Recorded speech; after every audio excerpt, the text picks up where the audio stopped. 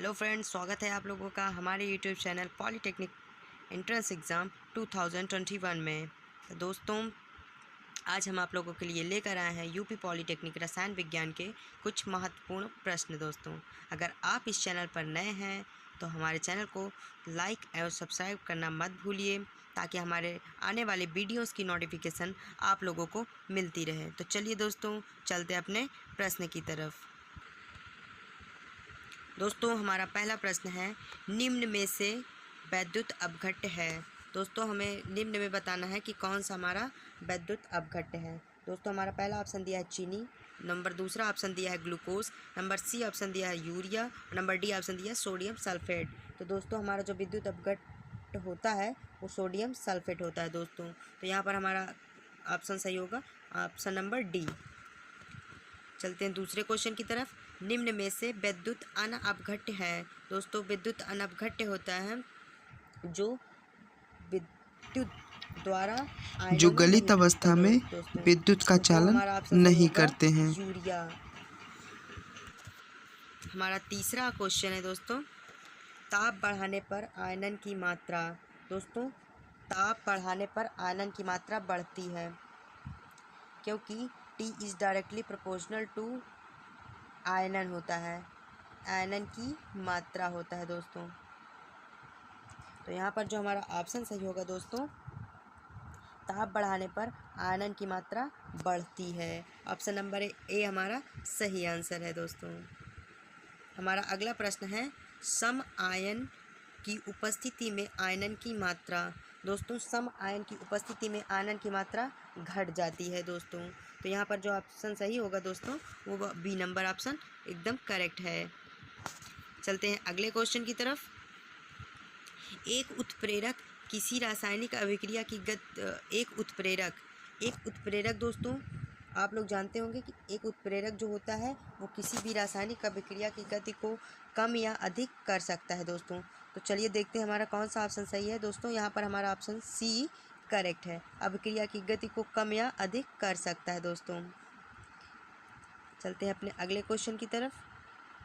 आवर्त सारणी के एक ही खड़े वर्ग के तत्वों में प्रायः।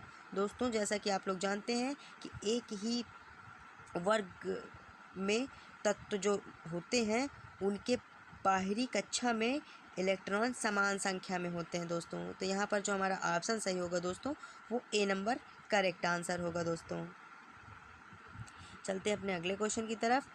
तत्व जिसका इलेक्ट्रॉनिक विन्यास 2, 8 और 7 है वह होगा। दोस्तों, इसमें आप देख रहे हैं कि जो हमारा बाहरी इलेक्ट्रॉन है वो 7 है, तो ये हमारा 7वें ग्रुप का मेंबर होगा। तो दोस्तों, हमारा जो 7वां ग्रुप होता है वो एक हैलोजन होता है, तो जो तत्व होगा वो एक हैलोजन होगा। दोस्तों, तो यहाँ पर हमारा जो आंसर सही होगा वो हैलोजन सही होगा। दोस्तों, ए नंबर ऑप्शन करेक्ट है।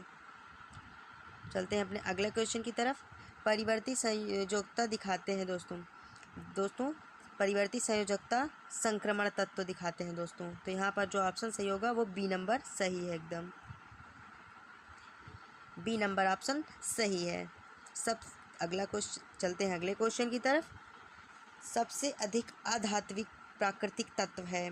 तो दोस्तों, जैसा कि आप लोग जानते भी होंगे कि बाएं से दाएं जाने पर आवर्त सारणी में आधात्विक गुण बढ़ता है। दोस्तों, तो यहाँ पर जो हमारा ऑप्शन सही होगा दोस्तों, वो क्लोरीन, क्योंकि से दाएं में उपस्थित है, तो यहाँ पर जो हमारा आंसर सही होगा वो क्लोरीन सही होगा। दोस्तों, चलते हैं अपने अगले क्वेश्चन की तरफ। आधुनिक आवर्त सारणी में तत्वों को रखा गया है।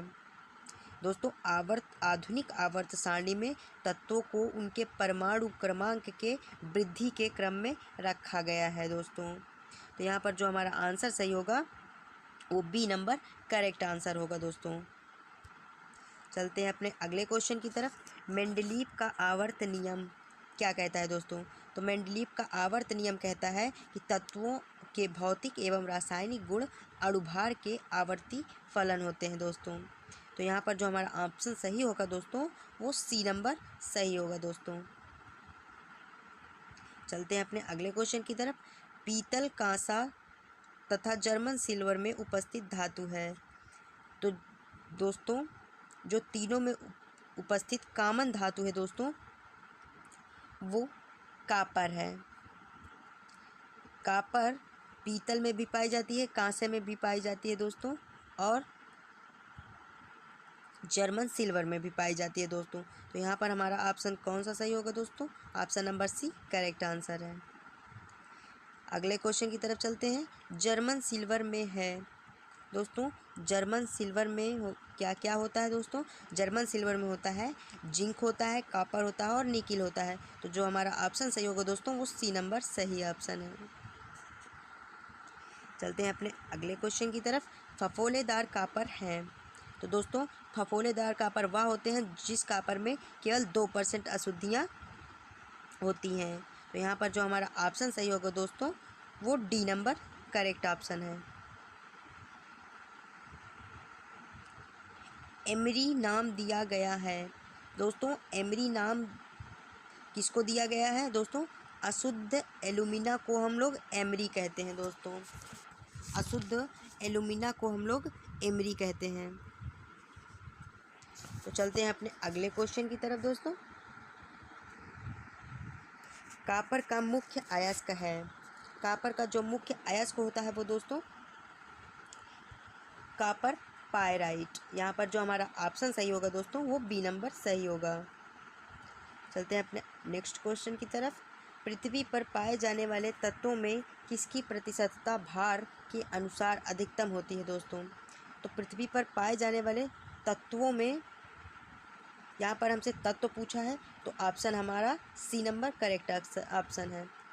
ऑक्सीजन पृथ्वी पर सबसे ज़्यादा तत्वों में किसकी प्रतिशतता भार के अनुसार अधिकतम होती है? तो हमारा ऑप्शन सही होगा ऑक्सीजन में।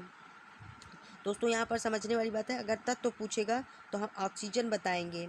और पृथ्वी पर अगले क्वेश्चन की तरफ देखते हैं।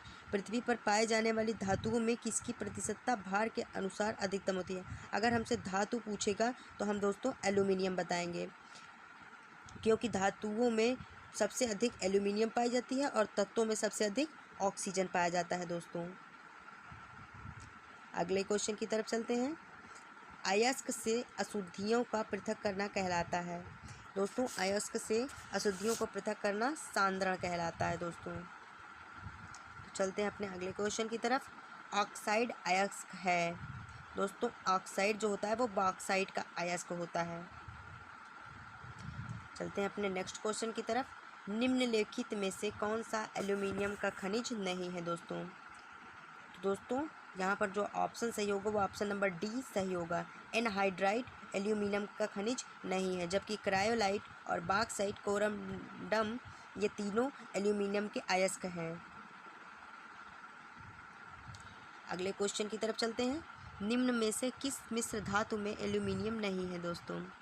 तो निम्न में से किस मिश्र धातु में एल्यूमिनियम नहीं है दोस्तों? तो हमारा जो ऑप्शन सही होगा दोस्तों वो डी नंबर सही होगा, पीतल। क्योंकि पीतल में हमारा कॉपर प्लस जिंक पाया जाता है दोस्तों, ना कि एल्यूमिनियम पाया जाता है। तो यहाँ पर हमारा जो ऑप्शन सही होगा वो पीतल सही होगा दोस्तों।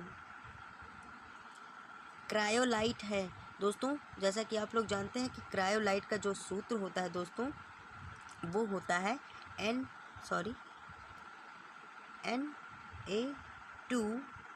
Na2Al_F6।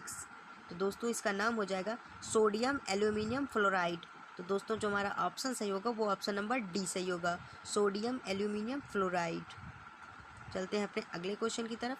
कोरंडम का सूत्र है। तो दोस्तों कोरंडम का सूत्र होता है Al2O3 और कोरंडम एल्यूमिनियम का एक अयस्क है दोस्तों। चलते हैं अपने अगले क्वेश्चन की तरफ। एथिलीन गैस निम्न के जलीय विलयन के विद्युत अपघटन द्वारा बनाई जाती है दोस्तों। तो जो एथिलीन बनाई जाती है दोस्तों वो सोडियम सक्सीनेट से बनाई जाती है।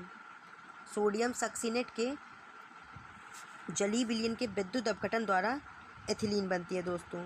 तो यहाँ पर जो हमारा ऑप्शन सही होगा वो बी नंबर सही होगा दोस्तों। चलते हैं अपने अगले क्वेश्चन की तरफ। एसिटिलीन के बहुलीकरण पर प्राप्त होता है दोस्तों। तो एसिटिलीन के बहुलीकरण पर बेंजीन प्राप्त होता है दोस्तों। चलते हैं अपने अगले क्वेश्चन की तरफ। पॉलीस्टायरीन है एक दोस्तों पॉलीस्टायरीन एक प्रकार का प्लास्टिक होता है दोस्तों। तो यहाँ पर हमारा ऑप्शन सही होगा ए नंबर। चलिए हम अगला क्वेश्चन देखते हैं।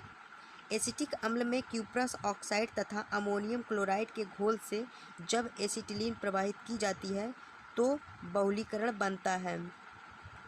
दोस्तों जब क्यूप्रस ऑक्साइड तथा अमोनियम क्लोराइड के घोल से जब एसिटिलीन प्रवाहित की जाती है तो हमारा जो बहुलीकरण बनता है वो पॉलीविनाइल एसिटिक अम्ल का बनता है दोस्तों। तो यहाँ पर जो हमारा करेक्ट आंसर है वो ऑप्शन नंबर डी सही है दोस्तों।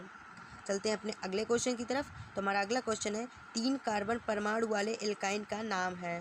दोस्तों 3 कार्बन परमाणु वाले 3 कार्बन पहले लिख लेंगे। 3 कार्बन परमाणु वाले एल्काइन, हमसे एल्काइन पूछा है दोस्तों। तो हमारा जो 3 कार्बन वाला एल्काइन बनेगा इसका नाम होता है प्रोप। तो हमारा एल्काइन में जब जाएंगे तो प्रोपाइन बन जाएगा दोस्तों। तो हमारा जो ऑप्शन सही होगा दोस्तों वो सी नंबर सही होगा दोस्तों, प्रोपाइन। तो दोस्तों ये थे कुछ रसायन विज्ञान के महत्वपूर्ण प्रश्न। दोस्तों आप इन सब प्रश्नों का लिखकर एक बार अभ्यास ज़रूर कर लीजिएगा, क्योंकि इस साल इनमें से 1-2 क्वेश्चन पूछे जा सकते हैं दोस्तों। और अगर आपने अभी तक इस चैनल को सब्सक्राइब नहीं किया है तो प्लीज़ कर दीजिए, ताकि हमारे आने वाले वीडियो की नोटिफिकेशन आप लोगों को मिलती रहे दोस्तों। धन्यवाद।